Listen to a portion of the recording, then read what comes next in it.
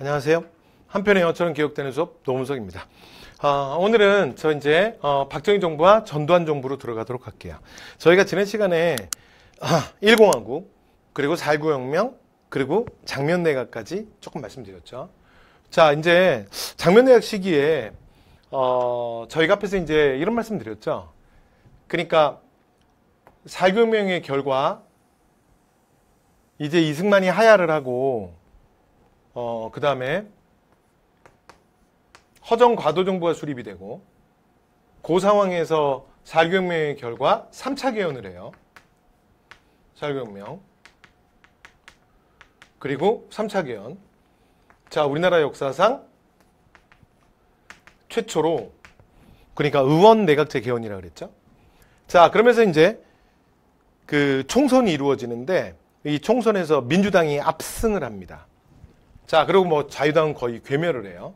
자, 그리고 나면 그 다음 이제 그 민주당이 내각을 구성하는, 그래서 우리가 이제 이걸 뭐라 그러냐면 2공화국 장면 내각 이렇게 불러요. 그래서 이제 이렇게 장면 내각이 출범하게 되죠. 그죠? 그래서 4.19 혁명 말씀드렸고요. 자, 3차 개헌 그리고 장면 내각까지. 그런데 이 민주당 정부가 여러 가지 어려움 상황에 처한다 그랬죠. 그래서 신구파의 갈등이 커져요. 신파 대 구파의 갈등. 그러면서 이제 이 구파가 따로 정당을 하나 만들어서 신민당이라 그래서 떨어져 나간다 그랬죠. 거기다가 실제로 이 장면 내각이 생각보다 그렇게 개혁적이지가 않았어. 그래서 뭐 3.15 부정선거에 대한 관련 처벌자라든가 또는 사회 곳곳에서 일어나는 통일운동, 민주화운동 이런 것들에 대해서 굉장히 부정적이었어요. 이러면서 이제 이게 민주당이 왜 이러냐? 이러면서 이제 여러 가지 지지층들이 막 분열하는 거야. 됐죠? 이러면서 여러 가지 혼란들이 좀 가중됐어요. 그런데 이런 상황 속에서 장면이 그러니까 경제를 살려야 된다. 당시에 한국 경제가 아까 이승만 정부가 무너진 거 중에 하나가 뭐냐면 이건 이제 경제 파트에 가면 제가 또 말씀을 드릴 건데 와, 이 분필 너무 잘 부러진다. 자, 그런데 여기 스튜디오면 왜 이렇게 분필 잘 부러지지? 그래서 이게 경제 파트에 가면 제가 또 말씀드릴 건데요. 그러니까 6.25 전쟁 이후에 미국이 경제 원조를 했거든요. 무상 원조, 특히 농산물. 그러다 이게 58년에 그 미국의 이제 무상 원조가 이게 유상 원조로 바뀌어요. 그러니까 이제 미국이 야, 니네 언제까지 그냥 공짜로 받아먹기만 할 거냐. 이제는 돈 내고 가져가라. 그랬더니 한국 경제가 바로 박살나는 거야. 그러니까 당시 한국 경제는 진짜 그냥 거지였던 거야. 됐죠? 그리고 경제적 무능력자였던 거죠. 이런 게 그대로 드러난 거야. 이게 이승만 정부가 무너지는 또 하나의 이유 중에 하나거든요. 그러니까 사실 4.19 혁명 이후에 이 1950년대 말에서 60년대로 가면서 당시의 민족적 가장 큰 과제, 가장 큰 사회적 이슈가 결국은 뭐냐면 바로 자립경제의 수립이에요. 우리가 언제까지 이렇게 거지처럼 미국한테 얻어먹기만 할 거야. 그죠? 자, 그래서 장면 내각에서 경제개발 5개년 계획을 발표해요. 이거 지난 시간 마지막에 말씀드렸죠? 좀 이따가 제가 박정희 때 경제개발 5개년 계획을 말씀드릴 건데, 그러니까 이 경제개발 5개년 계획이라는 것 자체는 원래는 박정희 정부에서 처음 만든 건 아니고 장면 정부에서 만들었던 걸 나중에 박정희가 실천하게 돼요. 그죠? 자, 그래서 이제 5개년 계획을 만들어요. 근데 문제는 여러분, 돈을 만들려면 돈이 있어야 되지 않습니까? 그쵸? 그래서 재정 확보가 돼야 될 거 아니야. 그래서 1961년 신년사에서 장면이 경제제일주의를 얘기하면서 이제 뭐 외국에 차관도 도입하겠다. 그러면서 또 하나 국내외적으로 6.25 전쟁 이후에 여러분 한반도에서 가장 거대 조직이 되는 게 누구냐면, 왜냐면 우리가 전쟁이 종전이 된 게 아니라 사실은 지금까지도 사실은 안타깝게 휴전이잖아요. 휴전. 그렇죠? 그러니까 내일 당장 전쟁이 개시될 수 있는 거야. 왜냐면 우리는 휴전 상태니까. 그죠? 그래서 그러니까 이 여러 가지 뭐 안보라든가 뭐 이런 방위 이런 게 워낙 중요하니까 군대가 너무 거대 조직이 되거든요. 그러니까 실제로 이제 군대라는 조직이 정치권에서 봐도 부담스럽고, 그리고 또 한편으로는 국가의 재정이 너무 많이 투입되는 거야. 안 그래도 우리가 이렇게 돈이 없는데. 그래서 뭘 발표하냐면 61년 1월 신년사에서 장면이 경제를 살리겠다. 그리고 그 과정에서 국가재정 확보에 대한 여러 가지 안 중에 군대를 축소하겠다는 걸 발표해요. 됐죠? 그러니까 실제로 이제 대한민국 국군 내에 여러 가지 그 모순들이 많았어요. 그러면서 사실은 그 이제 원래 여러분 제가 지난번에 뭐 6.25 때도 한번 살짝 말씀드리지 않았나요?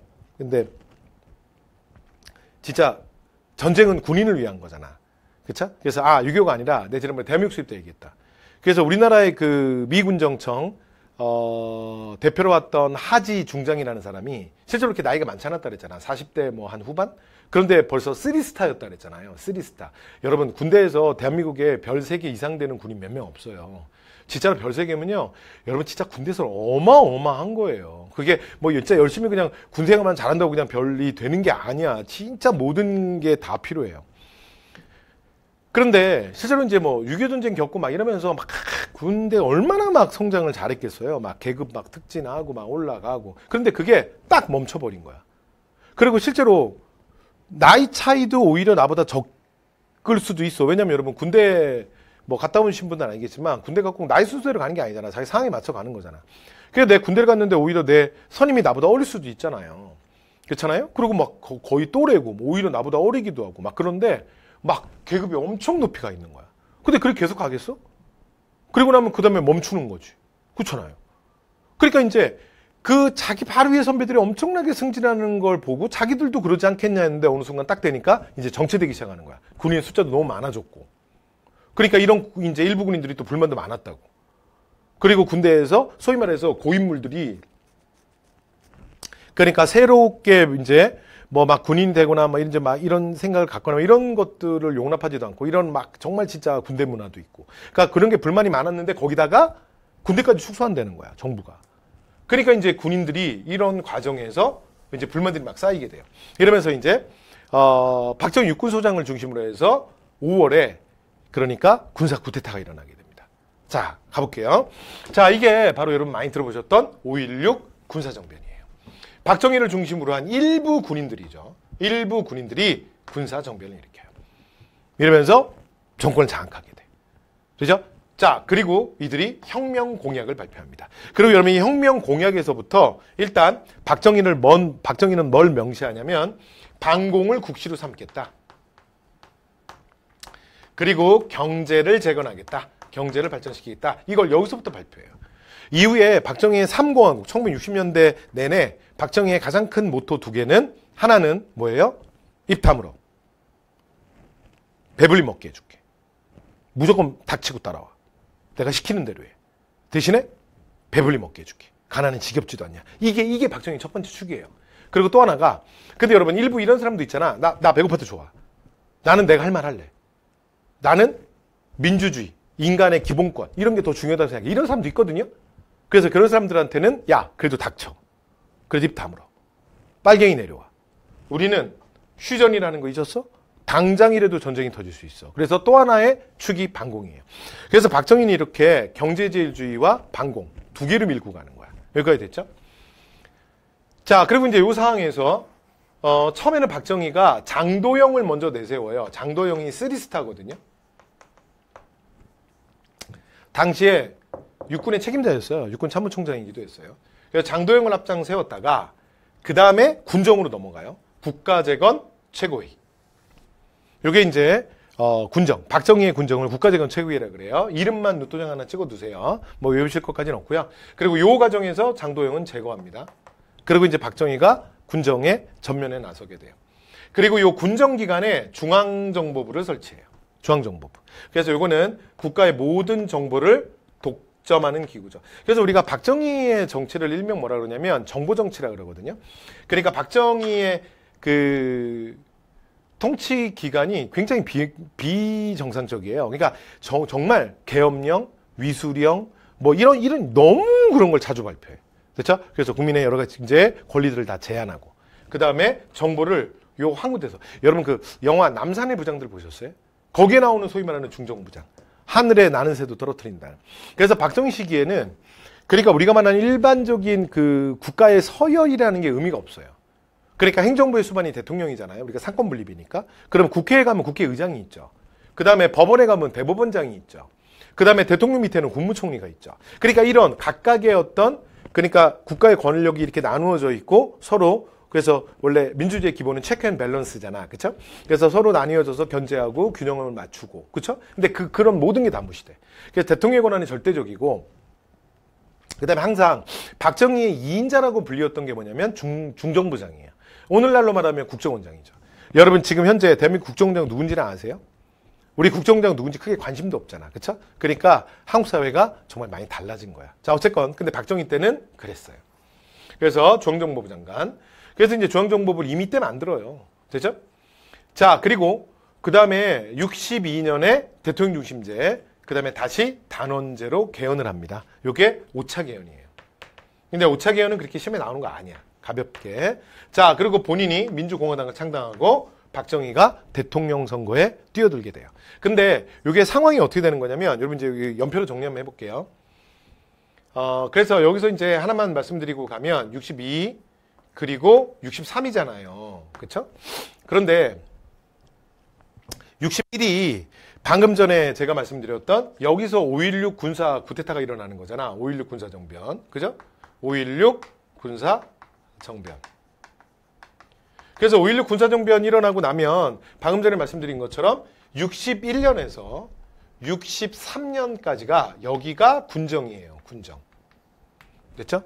네. 그래서 국가재건 최고회의. 되죠? 그리고 이제 63년에 5대 대통령 선거를 해요. 5대 대선. 됐죠? 그래서 다시 한번 얘기하면 1대, 2대, 3대는 이승만. 그 다음에 4대 대통령은 윤보선. 근데 윤보선은 의원 내각제 상황에서 대통령이기 때문에 권한은 별로 없다 그랬죠. 국회에서 간선으로 뽑힌 거야. 그리고 63년에 이제 5대 대통령 선거를 하는데 여기에서 이제 박정희가 누굴 만나냐면 이전에 4대 대통령이었던, 그러니까 야당 후보로는 윤보선이 나와요. 됐죠? 그래서 박정희 대 윤보선. 근데 여기서 14만 표 차이로 진짜 박정희가 간신히 이겨요. 간신히. 됐죠? 진짜 겨우 이깁니다. 그런데 이렇게 박정희가 대선에서 굉장히 고전을 했던 이유가 뭐냐면, 박정희는 오늘이나 지금이나 똑같이 이렇게 등장해서 지금 죽고 난 다음 지금까지도 대한민국 사람들의 의견을 딱 둘로 나누는 사람이에요. 박정희는 그런 캐릭터야. 그러니까 지금도 보면 이렇게 뭐 원래 이렇게 누구랑 얘기할 때 원래 정치 얘기 같은 거 하는 거 아니잖아. 그죠? 그런데 어쨌든 간에 뭐 하다못해 술 먹다가라도 이렇게 뭐 친한 친구라도 이렇게 얘기가 나오면 박정희에 대해서 굉장히 긍정적으로 보고 말하는 사람이 있고요. 굉장히 부정적으로 보는 사람이 있잖아요. 그렇죠?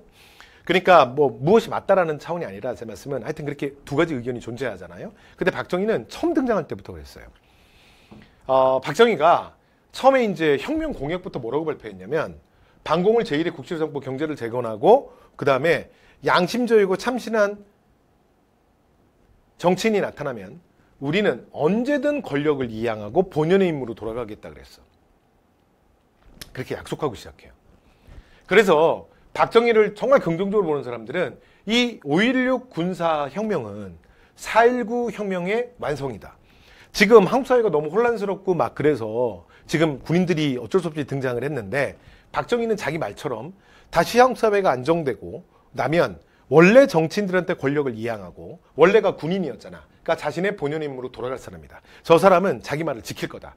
박정희는 굉장히 정직한 사람이다. 이렇게, 그리고 굉장히 개혁적 사람이다. 그래서 박정희를 굉장히 긍정적으로 보는 시각이 있었고요. 그 다음에 한쪽에서는 아니다. 그는 돌아가지 않을 거다. 분명히 자신이 정권을 잡을 거다. 그리고 이건 엄연한 구태타다. 그러니까 당장 물러나야 된다. 이러면서 굉장히 부정적인 시각. 그러니까 지식인들 사이에서도 박정희에 대한 시각이 이렇게 딱 둘로 나눠져요. 됐죠? 자, 그런데 63년에 5대 대통령 선거를 할 때 왜 이렇게 박정희가 인기가 떨어졌냐면, 왜 윤보선은 이미 시대성도 다한 사람인데 왜 이렇게 간신히 이겼냐면, 박정희가 말 바꾸기를 너무 많이 했어요. 일단 군정을 할 때 1년 한다 그랬거든? 근데 62년에 1년을 더 하겠다고 연장을 한 거야. 63년이 됐잖아? 그랬더니 63년에는, 그러니까 내가 양심적이고 참신한 민중 인사가 나타나면 권력을 이양하고 내가 본연 임무로 돌아가겠다고 했는데, 양심적이고 참신한 민중 인사가 안 나타나는 거야. 사회가 계속 혼란스럽다. 그래서 군정을 3년 더 하겠다고 발표를 해요. 그랬더니 여기서 막 대학생들 데모하고 막 난리가 난 거야. 그리고 이때 박정희가 미 대사관에도 불려 들어가요. 미국 측과 무슨 얘기가 있었는지 모르겠는데, 어쨌든 그리고 박정희가 나와서 발표를 하는 거야. 그리고 이때 국민 담화문을 발표할 때 실제로 박정희가 실제로 국민들 앞에서 울어요. 더 이상 나처럼 이 땅에 불쌍한 군인들이 없었으면 좋겠다. 그러면서 나는 군인으로서 푸른 제복을 입고 죽는 게 꿈이야. 근데 나는 진짜 국민들이 원하기 때문에 군복을 벗을 수밖에 없는 거야. 그래서 국민들 앞에서 군복을 벗는 거예요. 근데 내가 양심적이고 참신한 민족 인사한테 권력을 이양하려고 했는데 안 했던 것이 아니라 사실은 없어서였던 거야. 근데 알고 봤더니 파랑새는 가까운 곳에 있었어. 그 양심적이고 참신한 민족 인사는 어디 있어? 바로 내 안에 있어. 그래서 국민들 앞에서 박정희가 군복을 쫙 벗으니까 그래서 뭐가 나와요? 양심적이고 참신한 민족 인사가 딱 나타나는 거야. 됐죠? 그래서 나왔네. 그러면서 어떻게 하냐면 본인이 민주공화당이라는 정당을 만들고 대선 후보로 나오게 돼요. 이게 바로 63년 5대 대통령 선거예요. 되죠? 그러니까 이 과정에서 박정희 지지층이 흩어져. 그러면서 박정희가 간신히 당선이 됩니다. 자, 63년에 당선이 됐죠. 자, 그리고 나면 5대 대통령으로서의 임기예요. 언제까지야? 67. 됐죠? 요거는 5대 대통령으로서의 임기죠. 자, 그리고 나면 67은 언제까지야? 71. 이렇게 되는 거죠. 그렇죠? 여기가 뭐예요? 자, 이제 6대 대통령인데 그래서 요 시기를 우리가 뭐라 그러냐면 삼공화국이라고 불러요. 그래서 1960년대는 뭐다? 삼공화국. 항상 10년 단위로. 50년대 그러면 이승만. 그 다음 60년대 그러면 삼공화국. 이렇게 머릿속에 정리해 두시면 되고요. 군정기에서는 하나만 더 말씀드리면 군정기에서는 요거 하나만 더 추가로 기억해 주시면 될 것 같아요. 군정기에 뭘 발표하냐면 경제개발 5개년 계획을 발표합니다. 그러니까 경제개발 5개년 계획은 62년에 삼공화국 출범하기 전에 먼저 발표하는 거야. 그리고 이 경제개발 5개년 계획은 연도 눈도장 하나 찍어 두시면 좋은데 이게 5년이니까요. 62년 군정기에 한다는 거 하나만 기억하시면 그 다음에 50 더하면 되잖아. 그럼 2차는 언제야? 67. 3차는 언제야? 72. 4차는 언제야? 77. 여기까지 됐죠? 네, 그래서 1차, 2차, 3차, 4차까지 가니까. 자, 그래서 경제개발 5개년 계획을 이때 미리 발표한다는 거. 자, 그리고 67년 6대 대통령 선거에서 또 박정희 대 윤보선이 만나요. 근데 이때는 야당이 후보를 진짜 잘못 낸 거야. 윤보선이 이미 시대성이 다 있는데 이때도 잘못 낸 것 같은데 여기는 완전히 악수죠. 그래서 이때는 박정희가 대승을 합니다. 됐죠? 자, 박정희가 크게 승리하는데 이게 오히려 사실은 불행의 시작이지. 그러면서 69년에 여러분 보세요. 71년 그러면 여기가 6대 대선이었으니까 여기는 뭐야? 7대 대선이지. 그러면 7대 대통령 선거에 박정희가 나올 수 있어? 없어? 있어? 없어? 못 나오잖아. 왜? 또 4년 중임이잖아. 이거 바로 전강의에서 이승만 때 했죠. 그런데 헌법 따위가 내기를 막을 수는 없죠. 그래서 박정희도 개헌으로 가요. 자, 요게 69년 그래서 6차 개헌이에요. 일명 삼성개헌이라고 부릅니다. 삼성개헌. 됐죠? 여러분들 편견을 버리세요. 세 번이 왜 독재죠? 여러분, 세 번이 왜 독재예요? 제가 볼 땐 네 번은 독재야. 그래서 네 번은 안 하겠다고. 여러분, 한 번만 더 기회를 주세요. 여러분, 박정희가요. 실제로 지금도 남아있는 박정희의 연설문 이런 걸 보시면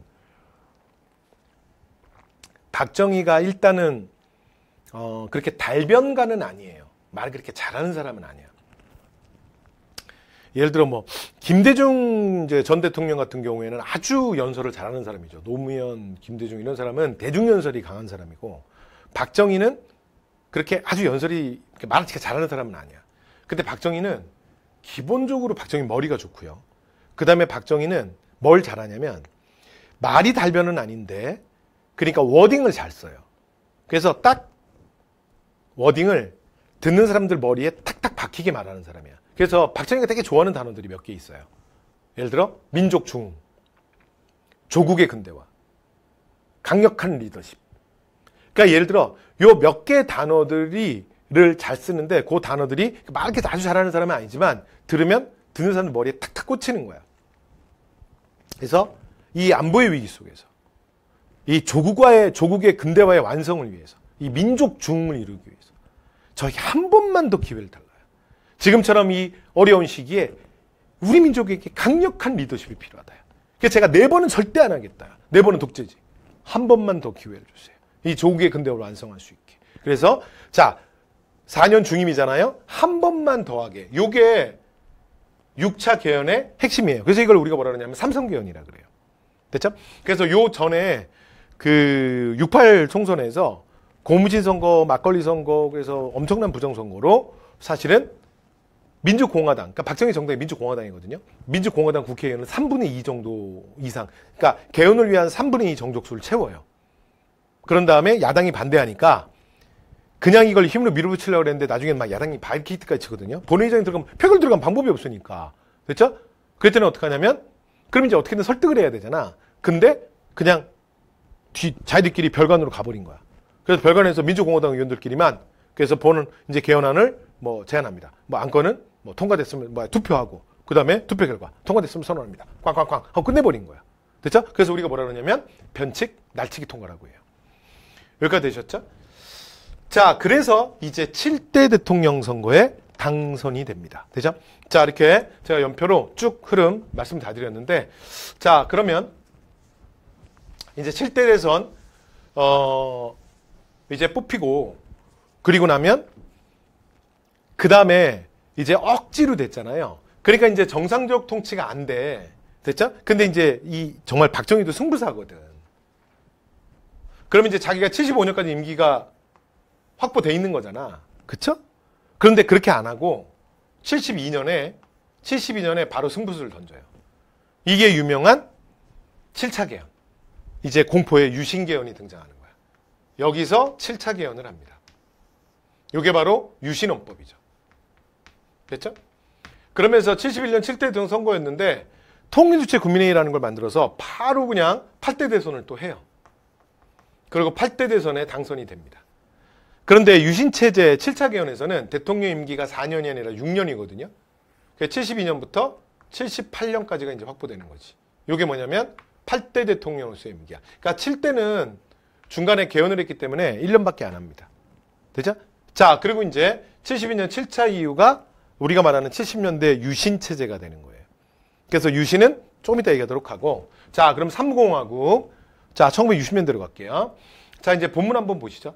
자, 1960년대 본문에서, 1960년대 3공화국에서 제일 중요한 두 사건입니다. 자, 하나가 1965년 한일협정, 한일국교 정상화고요. 그 다음에 또 하나가 베트남 파병입니다. 이 두 개 꼭 기억하셔야 돼요. 자, 한일협정은 일단 그 군정기부터 이미 경제제일주의를 혁명 공약에서부터 발표를 했다 그랬잖아.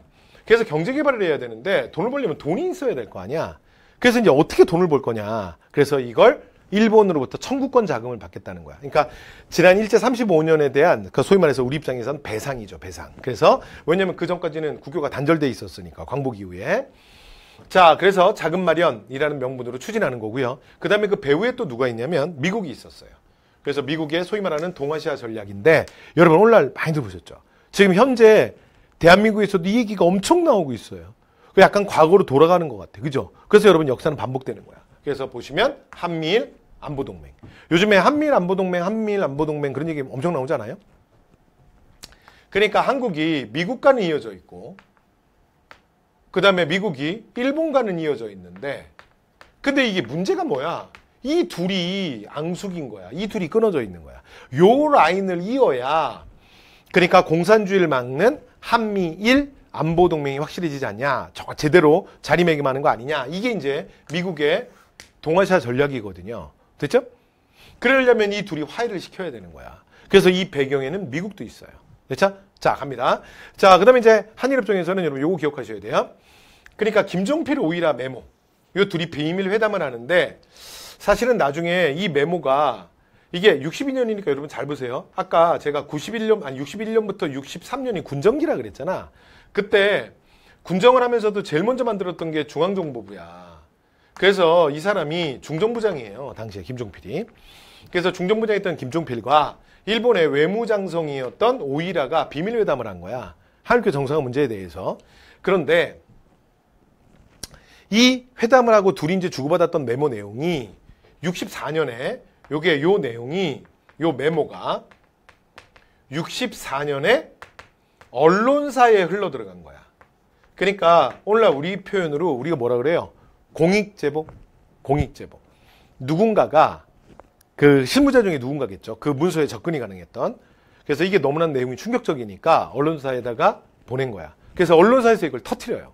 이러면서 64년에 굴욕적인 대일 외교를 반발하는 6.3 시위가 일어나게 됩니다. 여러분 이게 64년 6.3 시위는 기억하셔야 돼요. 자, 뭐를 반대하는 거야? 한일 국교 정상화. 한일 협정을 반대하는 거야. 왜 그러냐면 당시의 내용이 너무 굴욕적이어서 그래요. 그래서 그 실제로 나중에 보면 한일 국교 정상화가 65년에 결국 한일 협정이 이루어져요. 근데 요 내용이 실제 김종필 오이라가 주고받았던 언론사에서 그러니까 폭로했던 그러니까 공익제보에 의해서 폭로했던 아까 말씀드렸던 김종필 오이라 메모라고 하는데 그 내용이랑 상당히 유사해요. 상당히 진짜 유사합니다. 그래서 일단 독립축하금이라 그래서 3억 달러를 받아요. 3억 달러. 이건 근데 이게 되게 충격인데 이게 배상금이 아니고요. 독립축하금이야. 됐죠? 그러니까 일본은 여러분 지금도 절대 배상이라는 말 쓰지 않아. 여러분 지금도 얘네들이 과거를 인정 안 하잖아. 왜냐하면 배상이라는 건 이런 거잖아요. 내가 누군가한테 피해를 줘서 그 의무를 하는 거잖아. 그렇죠? 그러니까 배상금이라는 건 원래 주면서도 미안하다고 말해야 되는 거야. 독립축하금 그게 아니죠. 내가 줄 이유가 없는데 그럼 내가 널 챙겨주는 거야. 이게 축하금이잖아요. 이게 너무 다른 거죠. 그래서 독립축하금이 3억 불이고요. 그 다음에 나머지는 여러분 전부 차관입니다. 그래서 민간 차관이 2억 불. 그 다음에 금융. 그러니까 은행 쪽에서 일본 은행 쪽에서 1억 불. 해서 총 6억 불이라는 돈이 들어오게 돼요. 됐죠? 그런데 여기서 이제 하나 방금 말씀드린 것처럼 요렇게 뒤에 3억 불은 나중에 이자까지 쳐서 다 갚은 돈이에요. 우리가 실제로 받은 돈은 요 돈입니다. 3억 달러. 요걸 받은 거야. 근데 3억 불이라고 그러면 여러분 느낌이 없으시죠? 필리핀이 일본한테 태평양 전쟁 때 한 3년인가 지배받았거든요. 근데 필리핀이 받은 돈이 우리보다 10배 더 많이 받았어요. 미국한테, 일본한테. 일본이 사과도 했고. 됐죠? 황당하죠. 우리는 35년인데. 우리 10배인데, 10배가 넘는데. 거기다가, 여러분, 금액이, 여러분, 이렇게 들으면 계산이 안 되잖아요. 왜냐면 이 시기의 환율, 이 시기의 돈의 가치를 우리가 모르니까. 그래서 비교할 수 있는 걸 얘기하면, 이승만이, 그러니까 일본에게 요구했던 청구권 자금, 배상금이 100억 불이었어요. 그래서 거기에 이승만이 말한 거에 30분의 1이야. 30분. 33분의 1이지. 그렇죠? 그러니까 사실은 금액이 너무 터무니없는 거예요. 되죠? 거기다 또 배상금이라는 것도 아니고 독립축하금이잖아.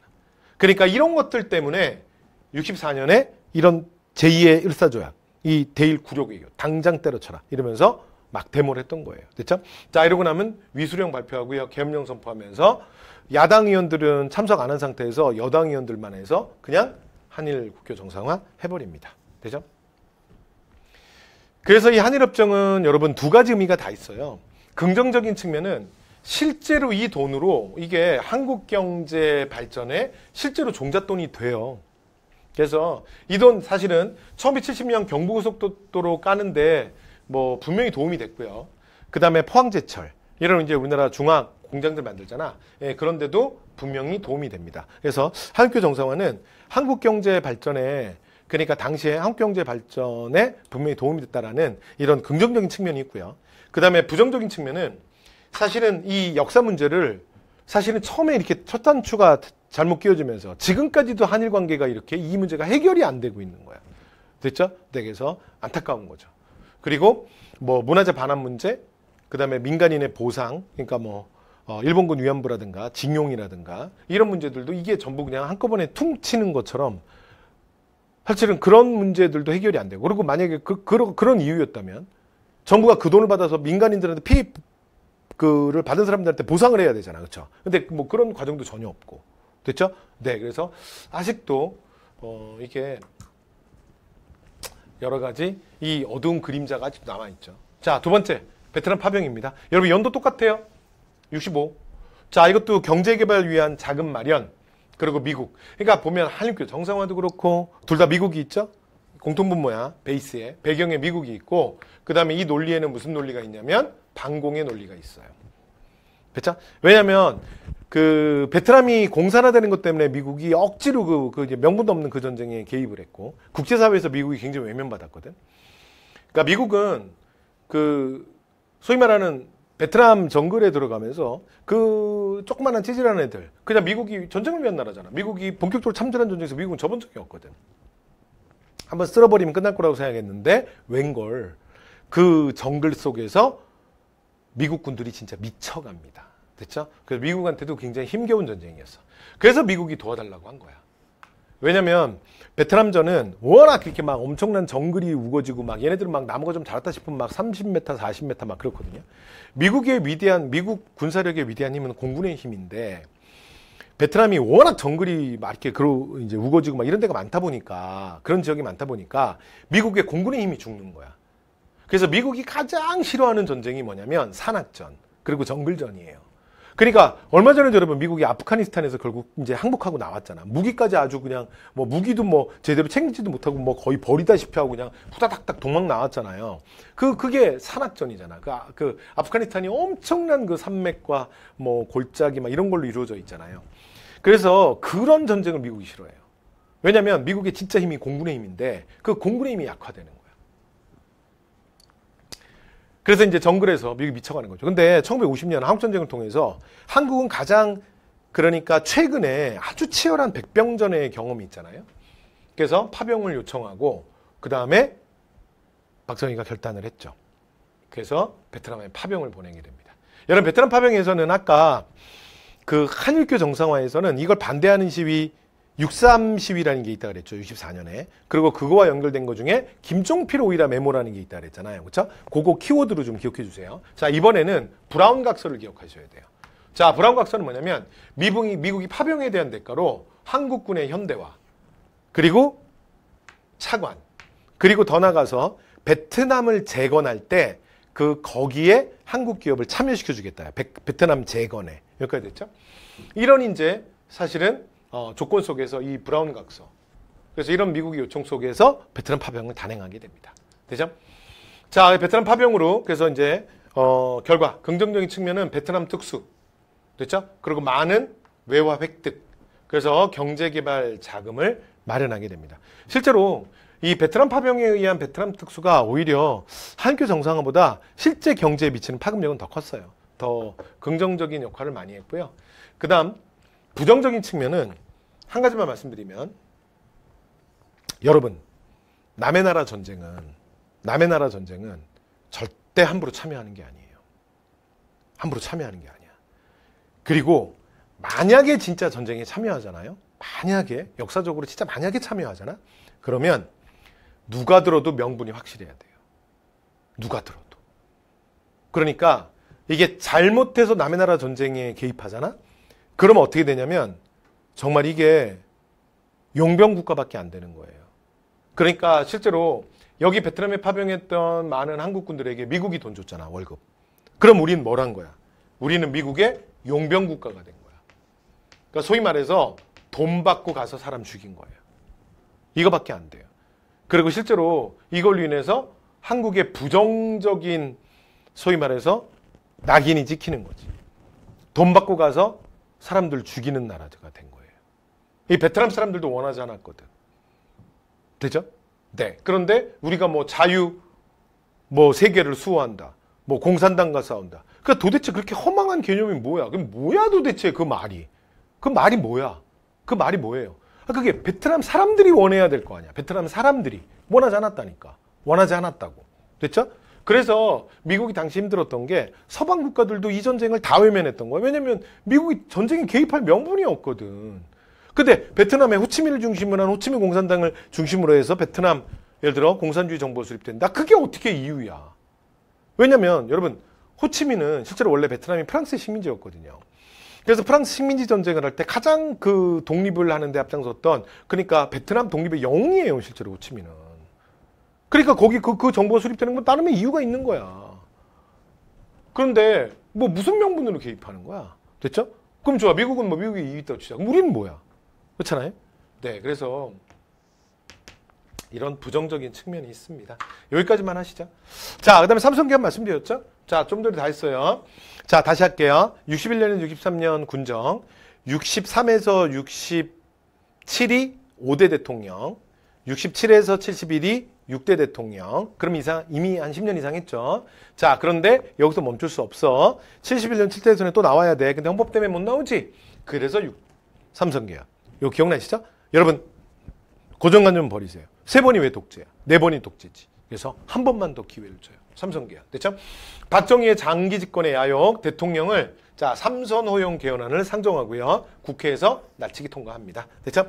자, 그리고 7대 대선에서 박정희가 당선이 돼요. 근데 야당 후보 김대중 후보한테 혼나요. 자, 그리고 나면 이제 72년에 바로 박정희가 승부수를 던집니다. 자, 이제 70년대는 사공화국이라고 하는 사람들도 있는데 여러분 공화국이라고 말하기엔 좀 부끄러워요. 그래서 그냥 유신체제라고 부르시면 돼요. 자, 유신체제로 들어가는 그 이유가 이거야. 해볼게요. 일단 국내적으로는 내적으로는 경기 침체. 그러니까 박정희의 두 축 기억나세요? 경제제일주의, 반공. 근데 그러면 경기가 좋아야 되잖아. 경기 엄청 안 좋다니까. 기업들 막 무너지고 막 실업자들 양산되고 기업은 사람 안 뽑고. 근데 뭘 배불리 먹게 해줘. 배고파 죽겠는데. 그럼 두 번째, 대외적으로는 냉전 완화. 됐죠? 그래서 이 냉전 완화의 가장 대표가 미국 대통령 닉슨이에요. 그래서 이거 이제 닉슨 독트린이라고 해요. 앞에서 여러분 그 미국 33대 대통령 트루먼 독트린이라고 기억나세요? 2차 대전 이후에 소련 확장하니까 트루먼이 야 그만해 한판 붙어. 그래서 이게 이제 소위 말하는 개입주의, 냉전의 시작이라면 이제 닉슨은 뭐라고 발표하냐면 여러 가지 국제적 분쟁에 미 정부는 군사적 개입을 자제하겠다고 발표한 거야. 그러면서 이제 데탕트는 프랑스어로 얼음이 녹는다는 뜻이야. 그래서 냉전의 완화. 그러니까 전 세계가 냉전이 완화되는 거야. 근데 한반도에서만 전쟁이 난다. 이거 언제까지 써먹을 거야? 빨갱이 타령 언제까지 할 거냐고. 지금 이승만 때부터 얼마나 지금 계속 써먹는 거야. 그러니까 이 위기 상황. 그리고 보란 듯이 7대 대통령 선거에서 야당 후보 김대중이 엄청나게 선전했거든. 94만 표 차이로 간신히 당선돼요. 자, 이렇게 되자 이제 박정희가 또 승부를 던져요. 그래서 요 승부가 여러분 여기서 이제 주의사항이 하나 있어. 조심. 여기 웃긴 게 유신 체제는 여러분 대통령의 권한을 강화하는 게 박정희가 계속 반공을 얘기했잖아. 근데 여기선 반공이 아니야. 통일을 위해서야. 자, 해볼게요. 유신 체제가 어떻게 가는 거냐면 이렇게 가는 거예요. 그러니까 일단 7월에 7.4 남북공동성명을 발표해요. 근데 이 남북공동성명은 이 통일편에 가서 제가 또 할게요. 근데 얘는 이게 서울과 평양에서 동시에 발표하는 거거든요. 서울과 평양에서. 그러면서 이게 통일에 대해서 앞으로 어떻게 하겠다고 발표한 거야. 됐죠? 그래서 서울, 평양, 동시 발표야. 당시에 중앙정보부 장관 이후락이 비밀리에 평양을 방문해. 그러면서 북한과 만나서 자기끼리 뭘 합의를 한 거야. 그런 다음에 7월 4일 날 빵 하고 발표했어. 그러면서 바로 통일될 것 같은 분위기를 만들어.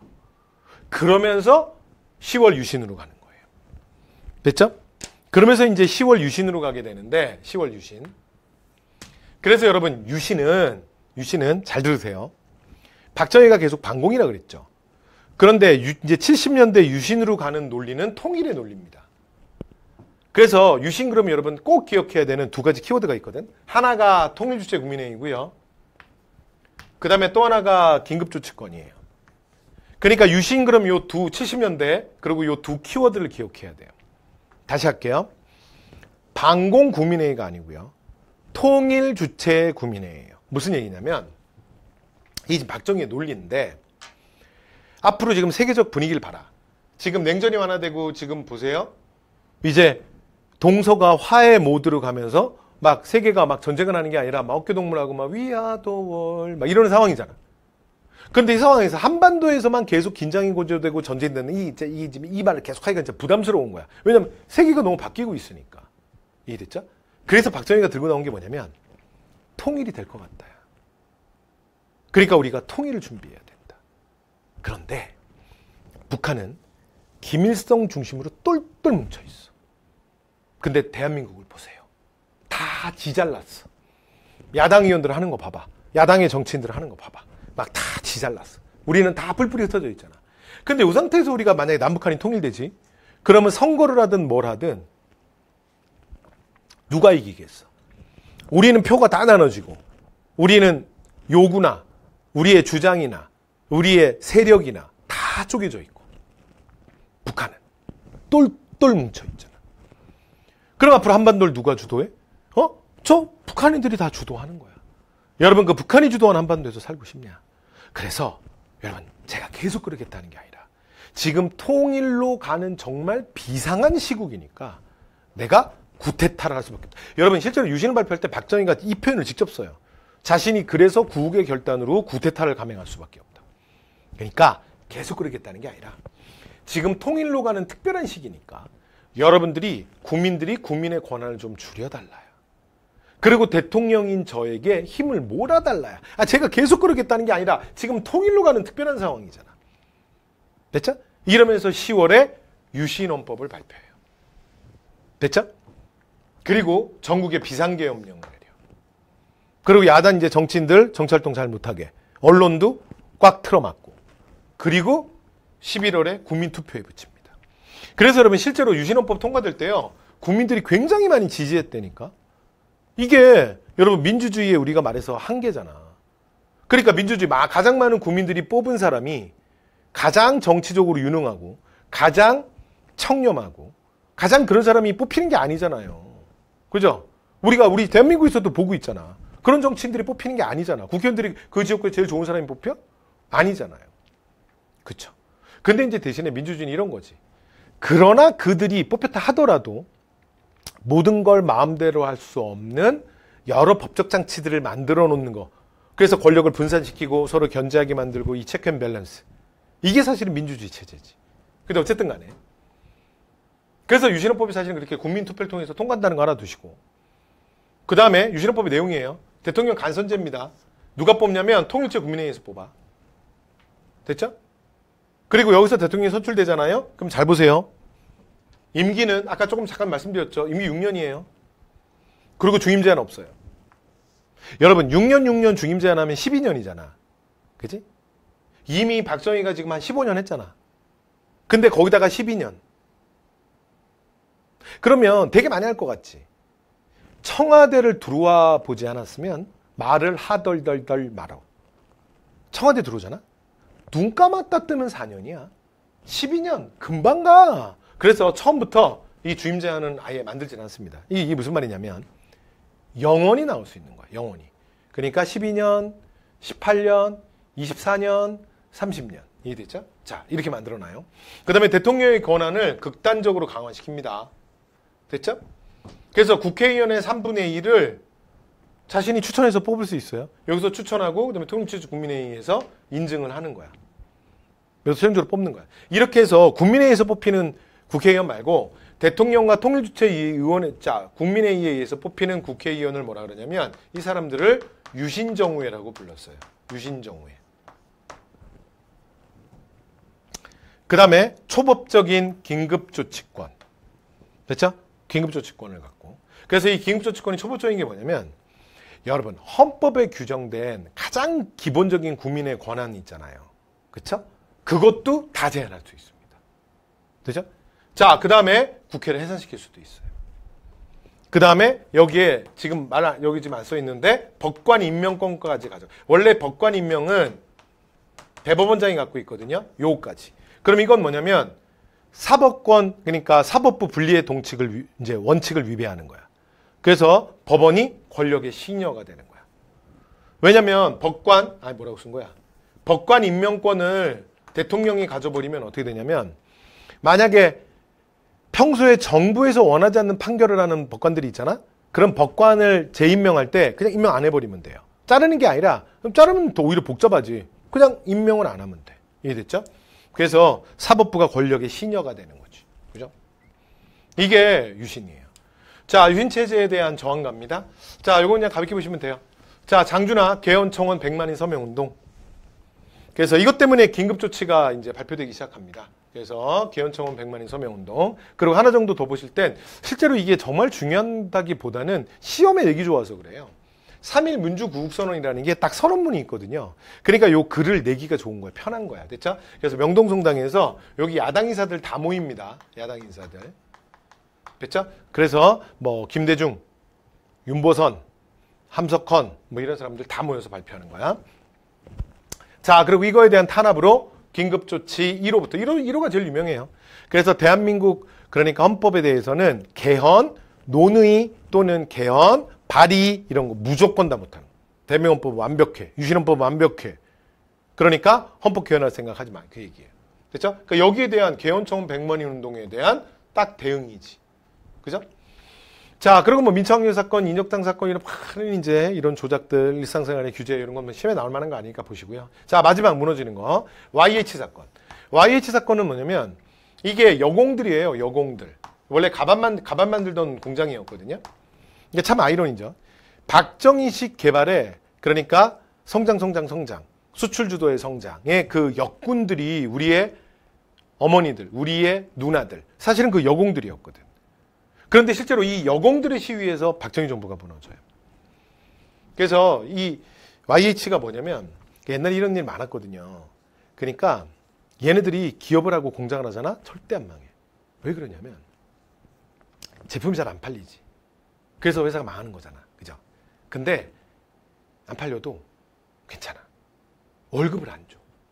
그러니까 회사가 힘들다. 그래가지고 월급을 조금씩 미루는 거야. 저 옛날에 처음에 어릴 때 학원 나와서 저 월급 밀려봤거든요. 나는 역사로 내가 이런 걸 배웠잖아. 나 저 사람도 왜 밀리나 했거든? 여러분 나중에 밀려보면 알아. 밀려보면 알아요. 아니지. 여러분은 그런 거 경험하지 마라. 이게 그렇게 밀리는 게 아니야.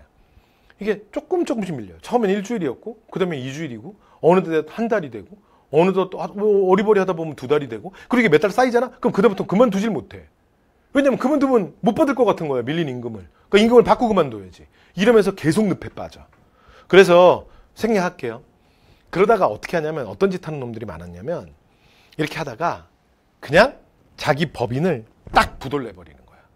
그럼 어떻게 되냐면 임금 체납의 법적 의무가 사라져. 그러면 안 줘도 돼.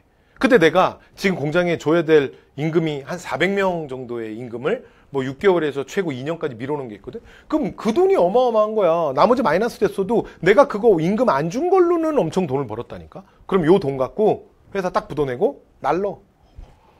동남아도 갔다가 쉬고 오고 유럽에도 갔다 쉬고 오고. 됐죠? 이게 사실은 그런 사건이야. 이게 이 사람이 돈이 있는데 부도를 냈거든. 그러니까 사용자가. 사장이. 그랬더니 그 YH 무역의 여공들이 농성을 한 거예요. 근데 이게 되나? 누가 들어주나? 그래서 어떻게 하냐면 당시에 신민당이 야당이거든요. 제1야당. 그래서 신민당 당사 농성을 한 거야. 당사 점거 농성. 그러니까 왜 그랬냐면 이게 제1야당이니까 행정부가 여기에는 그러니까 군경 같은 걸 막 투입을 안 하는 거예요. 이게 법적으로 못 하는 게 아니라 이게 야당이니까 입법부잖아. 그럼 행정부가 입법부를 탄압하는 게 되니까 그러니까 그냥 관례상 막 공권력을 막 투입을 안 한다고. 근데 박정희가 어떻게 했냐면 여기 들어가서 유공들이 막 데모하고 이제 시끄럽게 하니까 박정희 정부가 야, 저 기집애들 다 끌어내. 그래서 그냥 군경이 투입돼가지고 머리채 잡아가지고 다 끌고 나온다고. 근데 여기가 여러분 야당 당사잖아. 그러니까 여기에 당직자랑 국회의원이나 이런 사람들이 여기가 어디라고 지금 당신들이 들어오시오. 여기가 제1야당의 당사인데 막 이러니까 야 비켜. 공무집행 너 공무집행 방해다. 그래서 막 밀고 들어가서 그래서 여기서 국회의원이랑 이제 신민당에 그러니까 이제 당에 관련된 사람들도 막 다치고 그래요. 왜냐면 그 데모 진압하는 과정에서 뭐 그러지 않았겠어요? 그리고 이제 이거에 대해서 김영삼이 당시에 그냥 일반 국회의원이 아니라 신민당 총재였어요. 총재. 그 신민당 대표. 요즘에 총재란 말 안 쓰지. 대표. 오늘 우리 표현으로 하면 대표. 제1야당 대표야. 그래서 미국과 인터뷰를 한다고 김영삼이. 근데 뭐라고 인터뷰를 하냐면 미국이 언제까지 이 문제에 대해서 침묵할 거냐. 이제 더 이상 봐라. 한국에 민주주의가 없다. 그래서 미국이 이 문제에 적극 개입해줘야 될 거 아니냐. 세계 민주주의 무슨 자유주의 이런 걸 말하는 미국이 이렇게 침묵하면 되냐. 그러면서 그 얘기를 한 거야.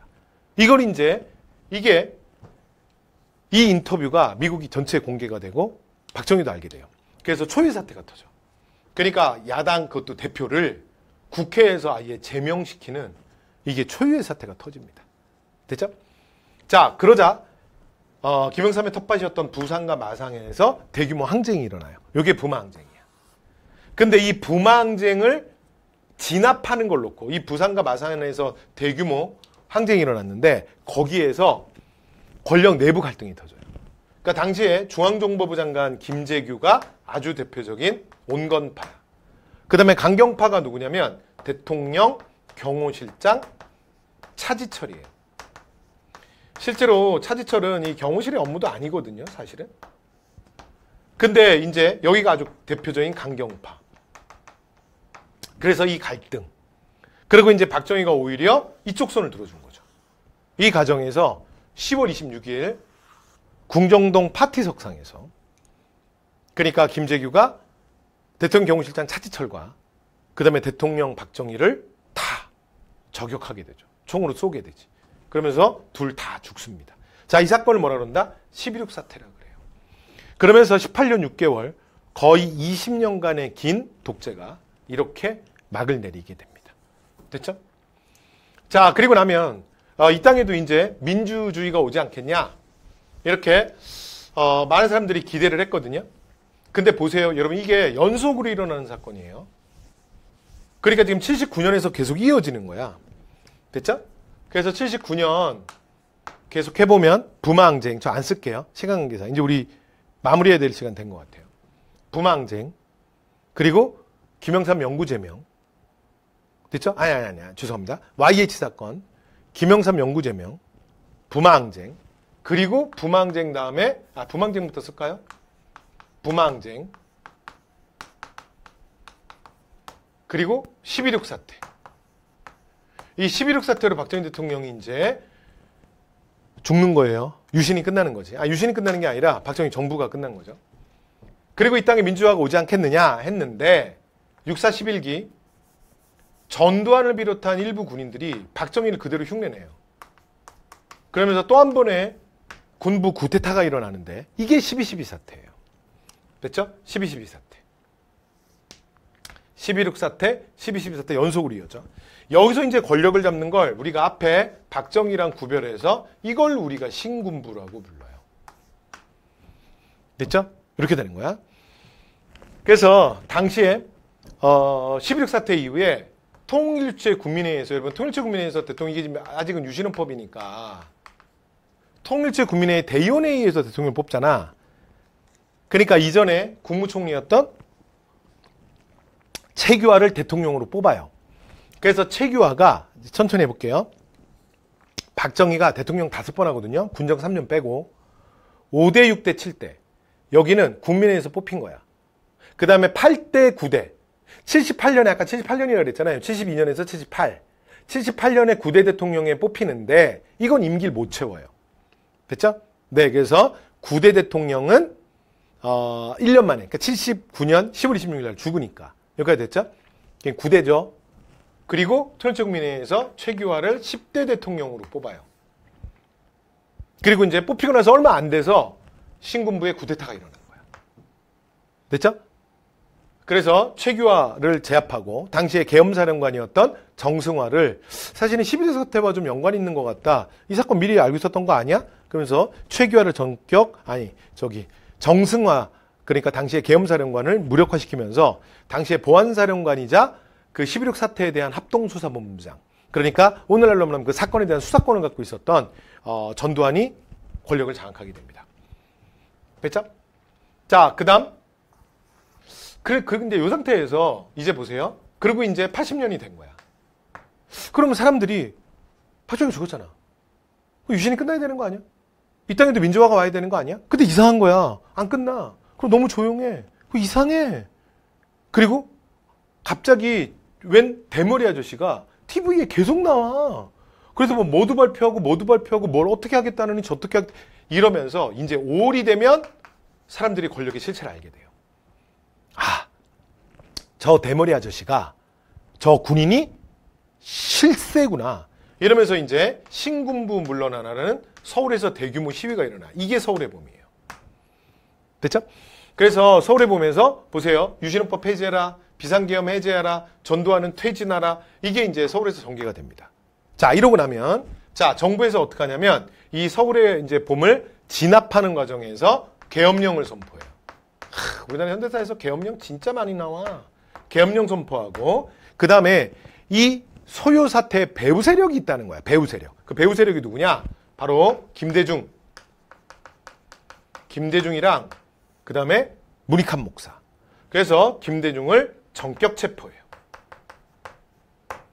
자, 그러면서 이 계엄령을 원래 비상계엄령을 내렸었거든요. 근데 이 비상계엄령을 원래 서울에만 내렸다가 이걸 정확하게 표현할게요. 5월 17일 날 전국으로 확대해.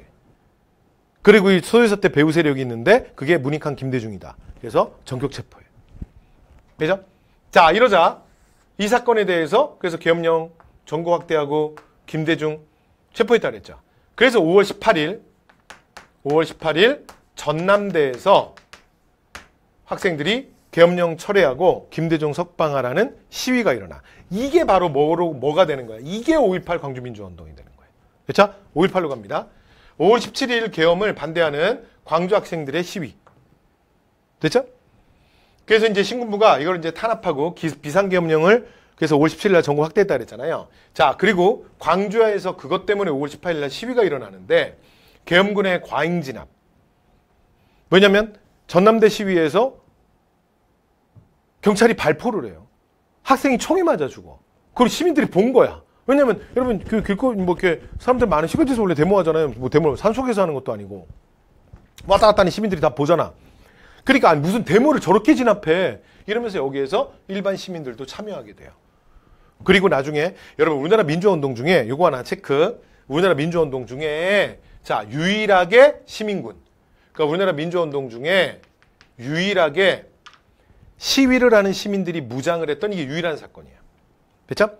자, 그리고 그 다음 실제로 이제 이게 진행되는 과정에서 이제 시민군들은 이렇게 정부가 계속해서 싸울 수는 없잖아. 그래서 이제 이 타협을 시도하는. 그래서 이건 이제 어떻게 할 거냐. 이게 빨리 해결해주고 이거 이제 사망자에 대해서 정부가 인정하고 이거 어떻게든 해결해줘야 될 거 아니냐라고 타협을 시도해요. 그래서 이게 타협이 되는 듯 했는데 근데 정부가 그냥 강경진압을 해버립니다. 됐죠? 그래서 그 전남도청에서 이제 시위를 했거든요. 이제 거기를 진압하는 과정에서 너무나 많은 사람들이 죽은 거죠. 그래서 뭐 5.18 그래서 이후에 1980년대 우리의 민주화 운동의 뭐 밑거름이 되기도 하는 사건입니다. 됐죠? 자, 그래서 80년대 반독재, 자 민주화 운동의 밑거름이 되고요. 그다음에 관련 기록물들은 유네스코 세계문화유산에 지정이 됐습니다. 됐죠? 네, 이렇게 해서 5.18 광주민주화운동 했고요. 자, 그다음 그리고 나면 고담해 볼게요. 그리고 나면 그 광주민주화운동을 군합발로 짓밟고 자, 그리고 군정을 실시합니다. 광주 5.18 다음이에요. 근데 여기는 이름이 뭐냐면 국가보위비상대책위원회야. 이름이 길죠. 그래서 보통은 줄여서 국보위라고 불러요. 됐죠? 그래서 국보위를 만들어서 군정을 하고 그 상태에서 통일주체 국민회의에 의해서 11대 대통령으로 당선이 됩니다. 그래서 여러분 실제로 전두환은 보통 그냥 7년 단임 하나만 기억하시는데 전두환 실제로 대통령 2번 합니다. 11대가 있고 12대가 있어요. 그러니까 여러분들이 기억하는 7년 단임, 7년 그냥 전두환이 한 번 하잖아요. 그거는 12대야. 그렇죠? 11대 통일주체 국민회의에서 먼저 한번 뽑혀요. 그리고 이 상태에서 유신을 계속 끌고 갈 수는 없으니까 그리고 내부에 그 소위 말해서 이제 주변에서도 그러니까 이거는 이제 바꾸시는 게 좋을 것 같습니다. 각하 이렇게 또 조언들을 하거든요. 그래서 어떻게 하냐면 7년 단임 간선제로 개헌을 해요. 요게 8차 개헌이야. 됐죠? 그러니까 요 개헌을 한 다음에 그 다음에 대통령 선거인단에 의한 간접선거거든요. 그래서 장충체육관에다가 대통령 선거인단을 모아놓고 그러니까 지들끼리 선거한 거야. 그러면서 12대 대통령이 다시 당선되는 거야. 이게 이제 여기서 이제 7년이에요. 됐죠? 네. 자, 그다음에 정책 갑니다. 강경책, 뭐 언론 통제하고요. 언론기본법, 그다음에 이 보도지침은 뭐냐면 기자들이 기사를 쓸 때 어떤 단어를 쓸지 단어까지 다 지정해 주는 거야. 어떤 기사를 쓸 때 기사를 이렇게 써라. 그래서 가이드라인을 확실하게 딱 잡아주는 거야. 거기에 맞게 써야 돼. 그래서 또 국민들 중에 불순한 세력들, 정신 못 차는 애들이 많다. 그래서 국가가 정신 차리게 해주겠다. 그래서 삼천교육대 운영합니다. 오늘 생각해보면 말도 안 되죠. 그 다음에 유아정책은 야간 통행 금지하고, 그 다음에 이건 이제 의무교육은 일부 지역에서만 하는 거야. 상간, 도서 상간에서만. 그 다음에 프로스포츠들, 각종 프로스포츠들 다 창설하죠. 요걸 이제 뭐라 그러냐면 3S 정책이라 그래요. 됐죠? 그래서 소위 말해서 3S는 이거야. 스포츠, 스크린, 섹스. 그래서 어떻게 하는 거예요? 여러분 즐기세요. 정치는 제가 할 테니까. 이거 아주 역사적으로 오래된 서커스 정치야. 그냥 서커스 보여주고 국민들을 그냥 시선을 딴 데 돌리고 정치는 내가 알아서 할 테니까 당신들은 신경 끄세요. 그냥 그 얘기예요. 그죠? 근데 이 3S 정책이 통했던 이유가 당시에 경제가 너무 좋았어. 그래서 3조 호황기야. 그래서 한국 현대 경제 사실 르네상스거든요. 경제 엄청 좋았어요. 그러니까 이게 여러분들 잘 모르시는 분들이 있는데 박정희 때 생각보다 이렇게 경제가 좋지 않았어. 그러니까 물론 워낙 못 살았으니까 거기서부터 물론 발전한 건 맞지. 당연히 맞는데 여러분 그 박정희가 그렇게 수출하잖아. 그런데 그렇게 대한민국 수출했는데도요. 단 한 번도 흑자가 없었던 거 아세요? 우리나라 역사에서 무역수지 흑자 있죠. 흑자. 그러니까 수출해서 우리가 진짜 돈 번 거. 전두환이 처음이야. 전두환이 처음. 그래서 1980년대가 사실 한국 경제는 굉장히 좋았을 때예요. 전두환 때가. 됐죠? 그래서 혹자들이 이렇게 말하기도 해요. 박정희가 정말 밥을 많이 이제 맛있게 지어놓고 그 다음에 전두환이 정말 맛있게 먹었다고. 그 박정희가 뿌려놓은 씨를 전두환이 다 따먹었다. 뭐 그렇게도 표현합니다. 됐죠? 자, 그 다음 이제 오늘의 마지막 얘기예요. 자, 그 다음에 6월 민주항쟁이에요. 87년. 자, 대통령 직선제 개헌을 감망하는 국민의 열망. 그래서 박종철 고문치 사건. 여러분, 그 87년 6월 민주항쟁은 제일 중요한 게 요 키워드 박종철 기억하셔야 돼요. 됐죠? 그게 들어보셨어요? 타걱 사건? 서울대 학생이었는데 근데 원래 이거 데모했던 학생도 아니야. 근데 이제 물론 뭐 조금은 관련이 있었겠지만 근데 지명수배 되던 선배가 그 이제 신림동에서 자취하는데 집에 와서 하룻밤 자고 갔다는 거야. 그래서 조사하는 과정에서 끌려가게 돼요. 그러다 죽은 거야. 근데 정부가 뭐라고 발표했냐면 백종철 근데 키도 되게 커요. 뭐 180인가 뭐 그래요 당시에. 이게 건장한 청년이죠. 근데 야, 너 데모했지? 그리고 책상을 탁 치니까 얘가 헉 하고 심장마비로 죽었다는 거야. 그래서 정부가 이렇게 발표해. 그래서 이걸 타국 사건이라 그래. 그런데 당시에 이 박종철의 시체를 부검했던 의사가 양심 선언을 한 거예요. 언론사에. 그래서 실제로 내가 흉부를 그러니까 열었을 때 폐에 물이 가득 차 있었다. 그게 무슨 말이야? 여러분 숨을 쉬면 아니 물을 마시면 물이 어디로 가요? 폐로 가면 큰일 나죠? 물을 마시면 어떻게 되는 거야? 식도를 통해서 위로 가야지. 됐죠? 그러면서 이게 정적 시로 확산이 돼요. 그러면서 이때 요구했던 게 뭐냐면 직선제 개헌이야. 왜냐면 보세요. 87년. 그러니까 12대 대통령으로서의 임기가 81년에 시작됐으니까 1월에 시작되니까 87년 12월에는 대통령 선거를 해야 되고 그 다음에 2월인가는 이제 13대 대통령으로 넘어가야 된다고. 그런데 7년 단임이잖아. 그러니까 7년 됐고 한 번밖에 안 하니까. 근데 그 당시에 전두환이 굉장히 여러분 이게 참 역사의 아이러니죠. 정의를 좋아해요. 정의. 그래서 이때 구호가 정의사회의 구현이야. 그래서 정당 이름이 뭐냐면 민주정의당이야.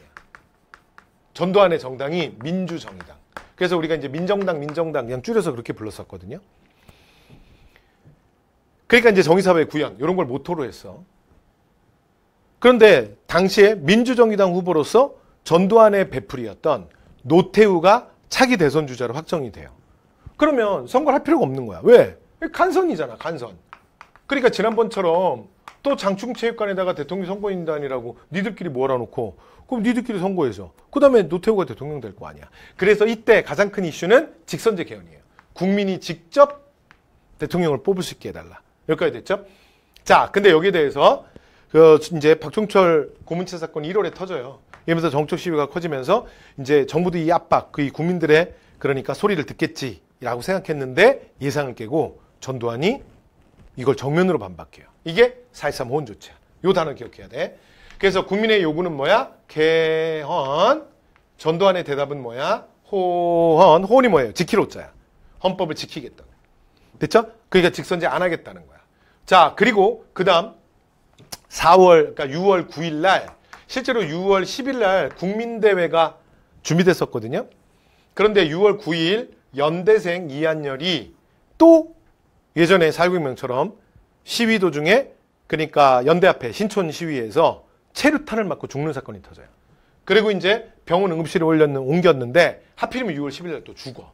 이러면서 60 국민대회 이게 사실은 그래서 전국적이고 그래서 우리가 87년 6월 민주항쟁을 뭐라 그러냐면 전국적, 조직적, 그리고 범국민적 이런 표현을 쓰거든요. 됐죠? 그래서 이렇게 전국적인 시위로 확산이 됩니다. 되죠? 자, 이걸 이제 기점으로 해서 그래서 이렇게 확산이 되자 이제 노태우가 전격적으로 6.29 선언을 발표합니다. 6.29 선언은 뭐냐면 국민의 요구가 그렇다면 겸허히 받아들이겠다. 됐죠? 노태우가 발표하는 거죠. 그래서 실제로 오늘날도 이런 말을 해요. 이 50애들이 이런 머리가 정말 좋다. 비상하다. 그래서 이 사람들이 확실하게 그러니까 역할 분담을 한 거야. 무슨 말인지 아시겠어요? 여러분 내 몸을 다 못 살린다니까. 그 미련을 갖다가 다 죽어. 그래서 정말 아프지만 한 팔을 자르는 거야. 팔을 자르면 몸을 다 살릴 수 있으니. 그럼 팔을 자르는 게 맞잖아. 그래서 어떻게 하냐면 노태우와 전두환이 역할 분담을 해요. 전두환은 마지막까지 악역. 받아들일 수 없다. 그런데 이 모든 직선제 개헌안 운동안을 사실은 김영삼을 비롯한 야당 국회의원들, 야당 인사들 이런 정치인들이 또 많이 주장했었거든. 그런데 정부가 처음부터 이걸 오케이 했으면 모르겠는데 이거 반대하다가 사실은 결국은 이렇게 시위가 전국으로 확산되자 결국 이거 항복하는 거잖아. 맞죠? 그럼 선거를 할 필요가 없는 거야. 무조건 지는 거지. 됐죠? 자, 그래서 역할 분담이야. 노태우는 이 사람이 당선돼야 될 사람이잖아. 그러니까 국민의 뜻을 받아들이고 전두환과는 달라. 그래서 전두환을 설득하는 거고 전두환은 끝까지 반대하는 거고. 그래서 둘이 사실은 마지막에 뭐 8시간인가 뭐 몇 시간을 독대를 해요. 그때 둘이 뭐 했는지 모르겠어. 말로는 맞고를 쳤다는 얘기도 있고 맞다마를 쳤다는 얘기도 있고 뭐 어쨌건 그래서 결국은 내가 대통령을 설득했다. 그래서 노태우가 나와서 이렇게 노태우가 발표하는 거야. 되죠? 그래서 이제 국민들을 다 받아들이겠다. 그러면서 5년 단임의 직선제 개헌 요구가 수용이 된 거야. 그래서 이 결과 9차 개헌. 이 9차 개헌이 여러분 현행헌법이잖아. 그죠? 그래서 이걸 뭐라 그래요? 4.19혁명 이후에 가장 큰 민주화 운동이고 오늘날 한국 민주주의의 4.19가 시작이라면 87년 6.25 민주항쟁은 완성 아니냐. 물론 앞으로 우리가 민주화를 향해서 가야 될 길이 많지만 일단 평가가 이런 역사적 평가가 있습니다. 됐죠? 자, 이렇게 해서 6월 민주항쟁까지 노태우 정부까지 말씀 다 드렸습니다. 자, 여러분 문제 풀고 이제 마무리하시죠. 요 단원이 기네. 그죠? 자, 수고하셨어요. 마무리할게요. 자, 경찰사상 최대 규모인 58,000명의 병력이 동원돼서 뭘 봉쇄한대? 4번 문제 보세요. 4번. 20개 도시, 완전 전국적이네. 전국 20개에서 국민대회가 개최된대. 민주헌법 쟁취 국민운동본부에서는 국민의 합의를 배신한 4.13 호원 조치는 무효다. 그래서 앞으로 어떻게 한다? 국민의 이름으로 민주헌법 쟁취를 통한 민주정부 수립을 하겠다. 이렇게 발표했대요. 됐죠? 자, 그래서 민주헌법 쟁취를 위한 국민대회 선언. 그래서 지금 신문에 언론에 난 기사야. 뭔지 아시겠어요? 내가 키워드들 몇 개 막 찍었는데. 자, 뭐야? 그렇죠. 87년 6월 민주항쟁. 자, 87년 6월 민주항쟁. 자, 갑니다. 자, 다음 기사에 보도된 민주화 운동의 결과로 옳은 것은 했습니다. 자, 국가보위 비상. 여러분 아까 내가 이거 전두환 때 말씀드렸죠. 그래서 워낙 길어서 위라고 부른다 그랬잖아. 이게 5.18 광주민주화운동을 진압하고 그리고 군부가 만드는 거야. 신군부가. 됐죠? 그리고 이 상태에서 신군부의 군정이야 이게. 신군부가 군정을 하고 이 상태로 유신헌법에 의해서 통일체 국민회의에서 11대 대통령이 뽑혀. 그 다음에 8차 개헌을 해요. 7년 단임 간선제로. 그리고 다시 대통령 선거인단으로 인해서 그 바뀐 헌법에 의해서 12대 대통령이 당선되는. 그래서 전두환 실제로 2번 한다 그랬잖아. 물론 이제 첫 번째 게 1년도 채 안 되고 좀 짧아서 그렇지. 그 다음에 신군부가 비상계엄을 전국으로 확대했다. 여러분 이거 조심해야죠. 이렇게 신군부가 비상계엄으로 확대하면서 5.18로 가는 거잖아. 그쵸? 5.18 광주민주화운동으로 이어지잖아. 그죠? 그 다음에 5년 단임 대통령 정답이네요. 이게 구차기원이잖아요. 이거 현행헌법이기도 하잖아. 그죠? 그 다음에 허정을, 자, 수반으로 하는 과도정부가 수립됐다. 이건 뭐예요? 이거 4.19혁명의 결과잖아. 4.19. 그죠? 조봉암 혁신 세력을 규합하여 진보당을 창당했다? 이거는 56년 3대 대통령 선거 이후예요. 3대 대선 이후.